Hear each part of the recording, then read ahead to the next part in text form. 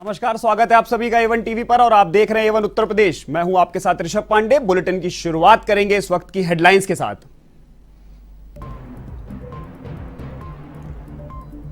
कपिल सिब्बल का कांग्रेस को bye bye, Sapa की साइकिल पर हुए सवार। राज्यसभा के लिए भरा नामांकन, कहा 16 मई को ही छोड़ दी थी कांग्रेस पार्टी।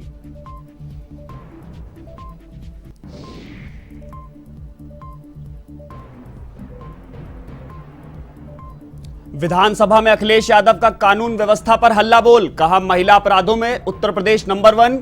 क्या योगी जी का यही है विकास मॉडल? सीएम योगी भी सदन में रहे मौजूद।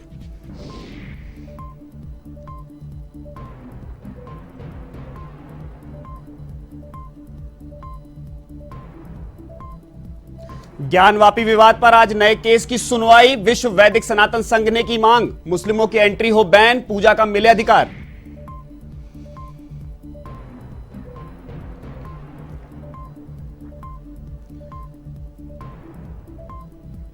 प्लेसेस ऑफ वर्शिप एक्ट को सुप्रीम कोर्ट में चुनौती। स्वामी जितेंद्रानंद सरस्वती का बयान, कहा हम काशी और मथुरा के देव स्थानों पर दावा क्यों नहीं कर सकते।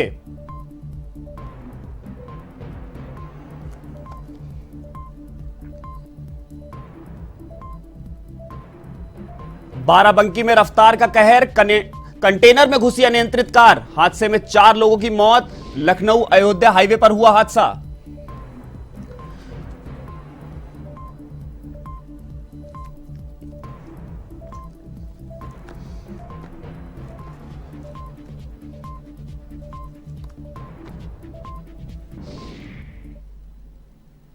अब खबरें विस्तार से।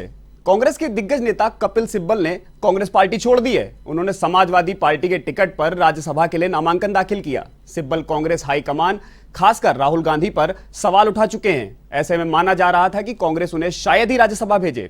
नामांकन से पहले सिब्बल सपा दफ्तर गए थे और वहां पर अखिलेश यादव के साथ ही नामांकन करने पहुंचे। नामांकन दाखिल करने के बाद सिब्बल ने कहा कि वह 16 मई को ही कांग्रेस पार्टी से इस्तीफा दे चुके हैं। सिब्बल अभी उत्तर प्रदेश से कांग्रेस कोटे से सांसद हैं, लेकिन इस बार उत्तर प्रदेश में पार्टी के पास इतने विधायक नहीं हैं जो उन्हें फिर से राज्यसभा भेजा जा सके। लिहाजा सिब्बल के फ्यूचर को लेकर कयास लगाए जा रहे थे। अब समाजवादी पार्टी के टिकट पर नामांकन दाखिल कर उन्होंने तमाम अटकलों पर विराम लगा दिया है। इसमें दिलचस्प बात यह है कि कांग्रेस में सिब्बल के टिकट पर सस्पेंस बरकरार था। उस वक्त 3 बड़ी विपक्षी पार्टियां, जिनमें से उत्तर प्रदेश में सपा, बिहार में राजद और झारखंड की झारखंड मुक्ति मोर्चा, सिब्बल को राज्यसभा भेजने का मूड बना चुकी थी। हालांकि सिब्बल ने अखिलेश के साथ जाने का मन बनाया।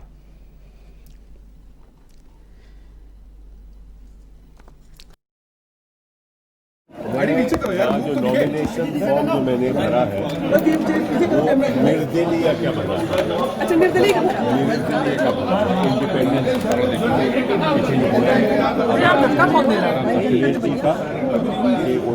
इंडिपेंडेंट दिया है। As an independent I will be going I am deeply grateful to Akhilesh. I also wish to convey my gratitude to Azam. Uttar Pradesh में विधानसभा में बजट के तीसरे दिन की कार्रवाई जारी है। प्रश्नकाल का सिलसिला चल रहा है। शिवपाल यादव समेत 17 विधायकों ने अपनी सीट बदलने की मांग की थी, जिनमें शिवपाल को छोड़कर 16 विधायकों की जगह बदल दी गई है। तीसरे दिन सबसे ज्यादा प्रश्न लोक निर्माण विभाग, नगर विकास और गन्ना विभाग से संबंधित सदन में उठाए जा रहे हैं। वहीं नेता प्रतिपक्ष अखिलेश यादव ने एक बार फिर कानून व्यवस्था के मुद्दे को उठाया। अखिलेश यादव ने कहा, मैं प्रस्ताव करता हूं कि राज्यपाल के अभिभाषण में कुछ चीजें हमारी तरफ से जोड़ दी जाएं।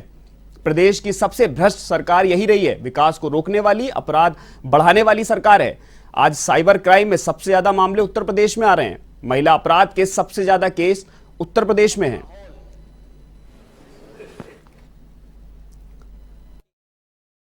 हालांकि पुरानी बहुजन समाज पार्टी सरकार के समय एमओयू था, ललितपुर के पावर प्लांट था। उस समय सबसे बड़ी किल्लत थी बिजली की। इसी हाउस में हम लोगों ने प्रस्ताव पास करके उसको आगे बढ़ाया। वो 3x660 super critical thermal plant बन रहा है। अभी तो मुझे पता नहीं, 1 यूनिट बनकर के तैयार है, दूसरी यूनिट कब बनी होगी, सरकार ने बनाई कि नहीं बनाई। आपके हरदोगंज का प्लांट अगर किसी ने दिया है माननीय मुख्यमंत्री जी वहां गए थे नेता सदन, शायद उनको बताया गया होगा कि पुरानी सरकार की योजना थी, पुरानी सरकार ने ये खड़ा किया बना करके। एनटीपीसी के बहुत सारे पावर प्लांट बंद पड़े थे, जिन पर बहुत सारे लैंड एक्विजिशन को लेकर के बहुत सारे इश्यूज थे। समाजवादी सरकार बनी, अध्यक्ष महोदय, टांडा का बिजली का प्लांट एनटीपीसी का क्लियर अगर किसी ने कराया था तो वो समाजवादी सरकार थी, जिसकी वजह से वहां पर 660 सुपर क्रिटिकल थर्मल प्लांट लग करके तैयार हो गया। और अगर जानना चाहें तो और भी बता सकता हूं मैं।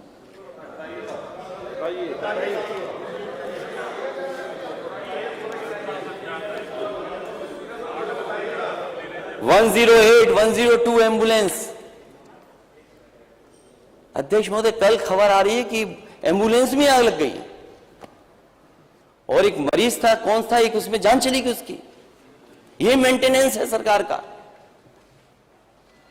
अगर 108 में, 102 में जो हमारी इमरजेंसी सर्विस है, उसकी हालत क्या कर दी। उनके 9000 ड्राइवर हैं जो कोरोना के समय पर काम कर रहे थे। उन्होंने अपनी परवाह नहीं की, अपने परिवार की परवाह नहीं की। उन्होंने परवाह की अगर किसी की तो वो उत्तर प्रदेश की जनता की। वो 108 रोके नहीं, लेकिन आज पता लगा कि सब ड्राइवर हटा दिए गए हैं।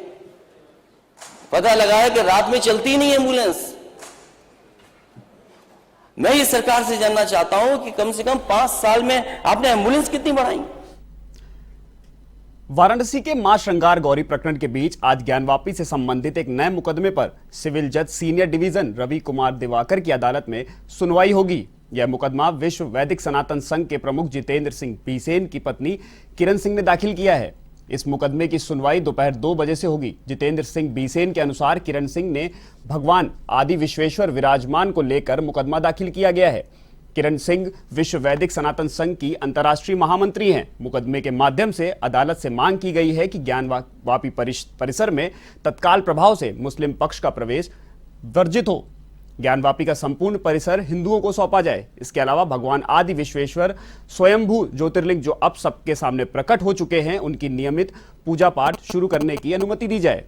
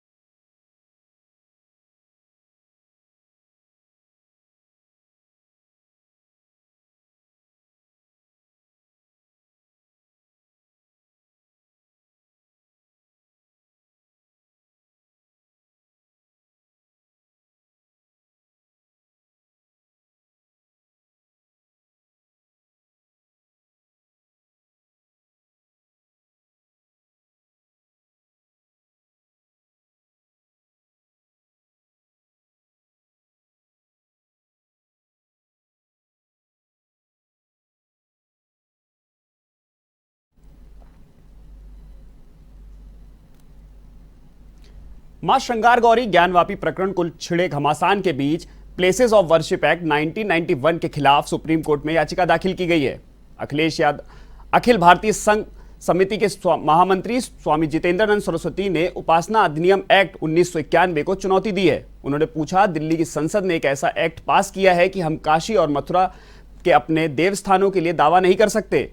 हम दावा क्यों नहीं कर सकते? यह भला कहां का न्याय है? इसलिए हमने आज सुप्रीम कोर्ट में प्लेसेस ऑफ वर्शिप एक्ट 1991 यानी उपासना स्थल अधिनियम 1991 और उसकी धाराओं को जनहित याचिका के माध्यम से चैलेंज किया है।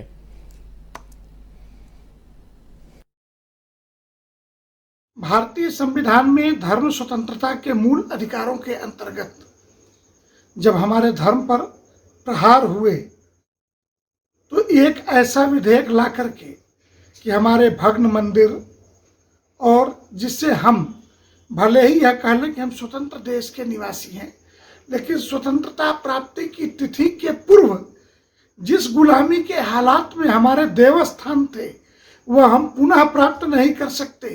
एक ऐसी व्यवस्था बना दी गई जिसका नाम दिया गया special provision act places of worship act के नाम से 1991।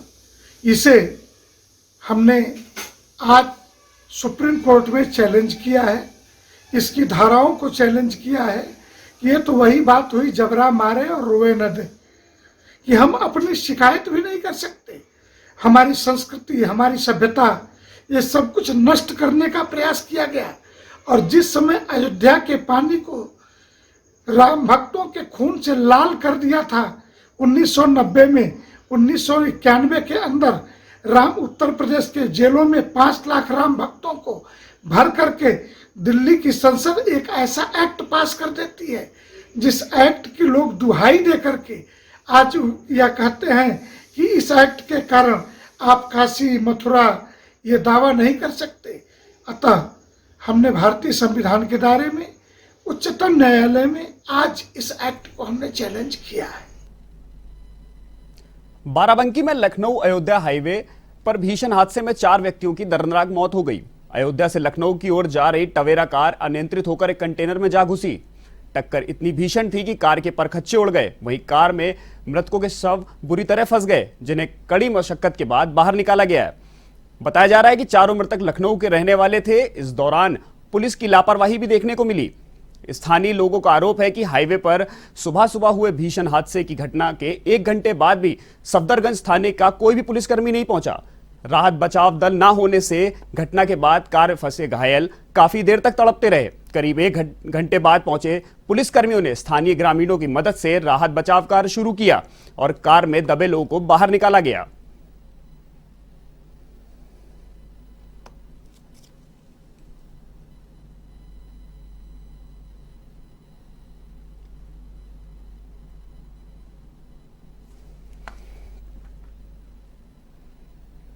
अब खबर हरदोई से है, जहां कासिमपुर से एक 8 साल की मासूमा के साथ रेप का मामला सामने आया है। बता दें कि आरोपी युवक ने घर पर सो रही बालिका के साथ दुष्कर्म किया।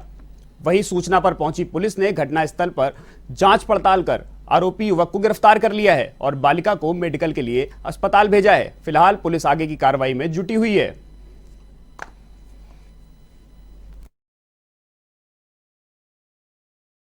थाना कासिमपुर में एक महिला ने प्रार्थना पत्र दिया है कि उसकी बेटी जो कि सो रही थी, उसको गांव का ही एक युवक जो उसकी उम्र लगभग 22 साल है, वो उठा करके ले गया और उसके साथ गलत काम किया है। पुलिस को जैसे सूचना मिली, पुलिस ने तत्काल उचित धाराओं में अभियोग पंजीकृत किया है। जो आरोपी है उसको गिरफ्तार कर लिया गया है। पीड़िता जो है उसका मेडिकल कराया जा रहा है। अन्य आवश्यक साक्ष्य एकत्र करके शीघ्र ही आरोप पर प्रेषित किया जाएगा। कितने साल की है बालिका वगैरह? बालिका को 8 से 9 साल के आसपास बताया जाएगा। अब खबर लखीमपुर खीरी से है, जहां योगी सरकार का फरमान अधिकारियों पर बेअसर दिखाई दे रहा है। फरियादी फर्श पर बैठकर अधिकारियों का इंतजार करते दिखाई दे रहे हैं। 11 बजे बाद भी तहसीलदार के कार्यालय में ताला लटका मिला। तहसील में समय से नहीं पहुंच रहे हैं अधिकारी, जिसके चलते जो मामला है वो निघासन तहसील का बताया जा रहा है।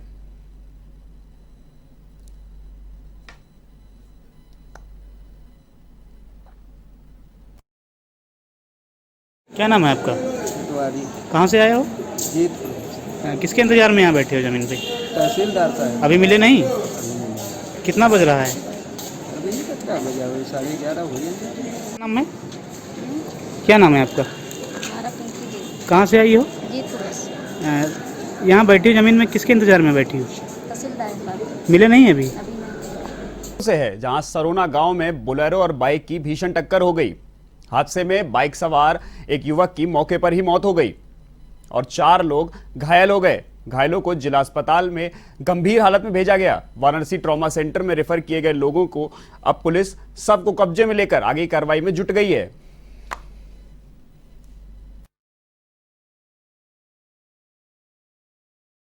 शमशीपुर पड़ा। क्या मामला हुआ है? ये ना एक्सीडेंट हो गया था बोलेरो से, और जो कि परसों ये लड़का बनारस की तरफ गया था पेपर देने के लिए। वहाँ से इसका एक दोस्त से संगी है, उसको छोड़ने के लिए वो वापस घर जा रहा था। उसके बाद सरगौना जो जमालापुर वाला रहा है बस अड्डे के पास, वहाँ उसकी एक्सीडेंट हो गई बोलेरो के साथ। बोलेरो उस लड़के के ऊपर से चढ़ के गई है। कब एक्सीडेंट कितने बजे हुआ है? करीब 3 साढ़े 3 बजे के पास। 3:30 बजे भोर में? आज? हाँ आज। लड़का का क्या नाम है? राम बाबू पटेल, उम्र है करीब 23-24 साल। पढ़ाई कर रहा था? नहीं, पढ़ाई कंप्लीट हो गई थी। प्रैक्टिस। खबर अब बुलंदशहर से है, जहां झाझर रोड के हॉस्पिटल में स्टाफ और मरीज तीमारदारों के बीच विवाद हो गया और विवाद के बाद दोनों के बीच जमकर मारपीट हुई, जिसका वीडियो जमकर वायरल भी हो रहा है। जहां दबंगों ने राइफल तानते हुए महिलाओं से भी मारपीट की। बता दें कि इंजेक्शन लगाने के दौरान महिला मरीज को दर्द होने पर विवाद हुआ था और पूरी घटना हॉस्पिटल के सीसीटीवी में कैद हो गई है।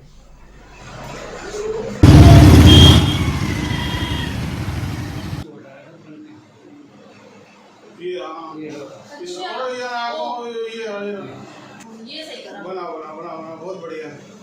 ये टी शर्ट वाला भी था।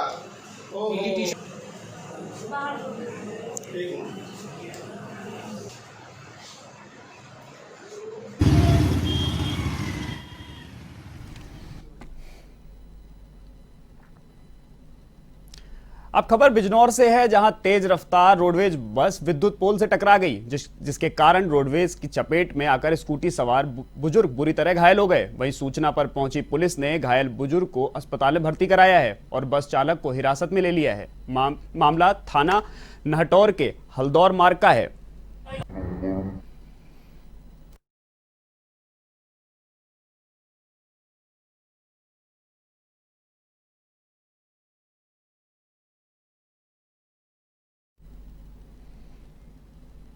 महाराजगंज जनपद में जिलाधिकारी और पुलिस अधीक्षक ने सड़क सुरक्षा के प्रति लोगों को जागरूक किया। दोनों अधिकारियों ने जनपद के सक्सेना चौक पर एनसीसी व स्काउट एंड गाइड के कैडेट्स के साथ मिलकर लोगों को जागरूक किया। इस दौरान दुपहिया और चौपहिया वाहन चालकों को सड़क सुरक्षा से संबंधित हैंडबिल वितरित किए गए। जिलाधिकारी सत्येंद्र कुमार ने बताया कि मुख्यमंत्री के निर्देशानुसार जनपद में सड़क सुरक्षा माह मनाया जा रहा है, जिसके तहत बिना हेलमेट और सीट बेल्ट ना बांधकर चलने वाले वाहन चालकों को समझाया जा रहा है। साथ ही फूल देकर जागरूक भी किया जा रहा है। बाबू सर माननीय मुख्यमंत्री जी के निर्देशों के क्रम में पूरे जनपद में सभी नगर पालिका, सभी ग्राम पंचायतों में सड़क सुरक्षा का एक अभियान चलाया जा रहा है। इसमें ऐसे जितने भी लोग हैं जो बिना हेलमेट के मोटरसाइकिल चला रहे हैं या बिना सीट बेल्ट लगाए हुए चौपहिया वाहन चला रहे हैं, इन सभी लोगों के विरुद्ध अभियान चला के कार्रवाई की जा रही है। पहले चरण में हम लोग समझा बुझा रहे हैं। आज आप लोगों ने देखा कि कैसे एनसीसी और एनएसएस के बच्चे जो है लोगों को रोककर उनको समझा रहे हैं, फूल दे रहे हैं। लगातार पब्लिक एड्रेस सिस्टम के माध्यम से अनाउंसमेंट्स किए जा रहे हैं। तो सभी प्रकारों से लोगों को समझाने बुझाने की कोशिश की जा रही है। अगले चरण में हम लोग देखेंगे कि जो भी लोग इसके बाद भी बिना हेलमेट के या बिना सीट बेल्ट लगाए हुए निकलेंगे सड़कों पर, तो उनको भी चालान भी किया जाएगा और उनके खिलाफ सख्त कार्रवाई। अब सीधे चलते उत्तर प्रदेश विधानसभा, जहां पर केशव प्रसाद मौर्य बोल रहे हैं। क्षेत्र में जाकर लोगों से भी मिलता हूं, तो मुझे पता था कि समाजवादी पार्टी अभी सत्ता के इर्द गिर्द नहीं आएगी। अब कुछ बातें ऐसी हैं कि मैं इस सदन में कहूंगा तो वो दूसरे प्रकार की बात हो जाएगी। कैसे आपके नंबर इतने बढ़ गए?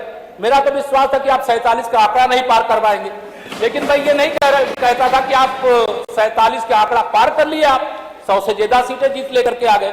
वह ठीक है, जनता का जनादेश जहां तक पहुंचा है, आपको प्रतिपक्ष में रहने का मौका दिया है तो आप प्रतिपक्ष में रह करके, लेकिन कभी अगर एक बात गरीबों के बारे में अगर आप सोचते, मैं देख रहा था जोशी ने जो कहा है कि अभी श्री अखिलेश यादव जी के और समाजवादी पार्टी के 25 वर्ष तक सत्ता में आने का योग नहीं है। अब इसको मैं ये मेरे मित्र ने कहा है, आप कहेंगे उसका प्रमाण, इसका कोई प्रमाण नहीं। ज्योतिषी गणना के हिसाब से बता दिया, वो मैं आपको बता दे रहा हूं। इसे अभी 25 साल तक उधर बैठने के लिए तैयार रही है, उधर बैठने के लिए तैयार रही है। मेरे लिए क्या कहा है? दूसरों का देखते रहे और अपना चुनाव हार गए।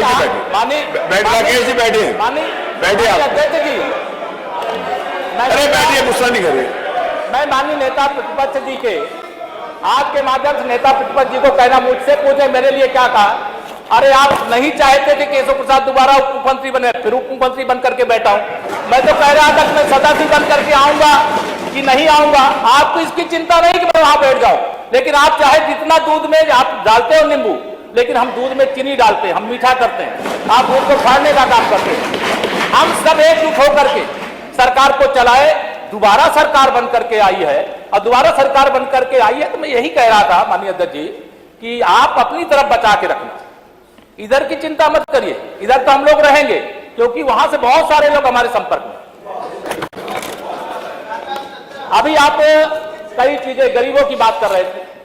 अब गरीब आदमी कोई जाति और धर्म और समुदाय से रिलेटेड नहीं होता। मैं भी गांव का रहने वाला हूं। जिस गांव में अब नगर पंचायत बन गई है, जहां मैं रहता, मेरा भी घर जहां था, कभी हम लोग कल्पना नहीं करते थे कोई हमारे घर में कोई शौचालय बन जाएगा। कभी कल्पना नहीं करते थे कि हमारे घर में भी बिजली लग जाएगी। मैं स्वयं संगठन का काम करता था, कभी सोचा नहीं था कि एक गैस का कनेक्शन मेरे घर में आ जाए। मैं दूसरों की बात नहीं करता, पूरा प्रदेश इसका साक्षी। लेकिन आज जब ये आंकड़ा देखता हूं कि 1,41,00,000 गरीबों के घर में बिजली का कनेक्शन फ्री में पहुंचाने का काम सौभाग्य योजना के माध्यम से प्रदेश की सरकार ने कर दिया। आप उस गरीब का दर्द अपने सरकार के समय दूर नहीं किए। आपको गरीब की, पिछड़ों की, वंचितों की किसी की चिंता नहीं थी, हमारी सरकार को चिंता। आप प्रधानमंत्री आवास योजना में देख रहा था, आज के कार्यकाल में तो माननीय प्रधानमंत्री जी ने 2014 में सरकार बनने के बाद तत्काल योजना प्रारंभ कर दी थी। लेकिन आप तो 1 लाख का आंकड़ा भी नहीं छू पाए। आप सोचते थे अगर प्रधानमंत्री आवास बन जाएगा तो साइकिल पंचर हो जाएगी। तो आपने सुना डिप्टी सीएम केशव प्रसाद मौर्य क्या बोल रहे थे। और इस बुलेटिन में फिलहाल के लिए इतना ही। देश और दुनिया की तमाम खबरों के लिए देखते रहिए A1 TV। नमस्कार।